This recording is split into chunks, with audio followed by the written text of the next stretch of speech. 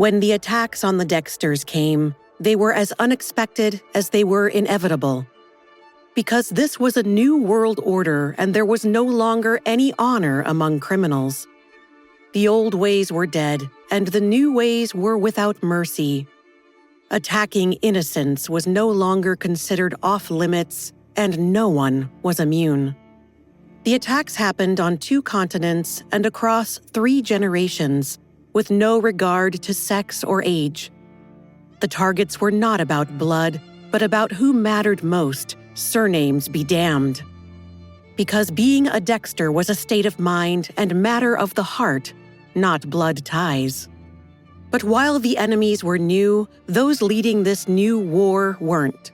They had faced down enemies before and were smart enough to prepare for this inevitable challenge to the status quo. Because the underworld wasn't a democracy, the only way to truly bring down a king was death, either by natural or unnatural causes. And the current king of the underworld may have gone quiet, but he wouldn't go quietly. The current king's legacy was to bring law and order where there once wasn't. The current king of the underworld controlled the darker elements by preventing others from succeeding him. Because if a just but ruthless man ruled the underworld, the world would remain a safer place. Not that others wouldn't continue to try to knock the current king off his throne. But when you were the king of the underworld, you were smart enough to anoint successors, princes and, yes, a princess, to lead the battles against new enemies. Because sometimes in life, you need anti-heroes, not heroes. And soon, once again, this would be one of those times. 11 years ago, London, England. 14-year-old Princess Annabelle of Wales, Belle to her friends, walked into the palace lounge, kicked off her shoes, and flopped down on the sofa. Today had been a long day. Today was the Trooping the Color celebration, an annual event to mark the sovereign's official birthday. It included a parade of gilded carriages and horse regiments, military flyovers, and a balcony appearance by King Philip and his family.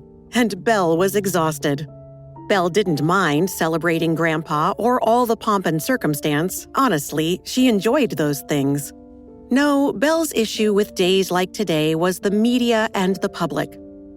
A public that wasn't always kind to the shy, awkward Belle, especially when she had to stand on a balcony next to her mean girl cousins, as if being lined up for public scrutiny and comparison. So, Belle was happy to be home. She pulled off her headband and yanked her hair out of the French braid her governess had insisted upon in an attempt to contain the thick auburn waves. Scratching her hands through her hair, Belle sighed. That felt so much better. Belle glanced around the room. Although it was in a palace, this room still had a homey feel.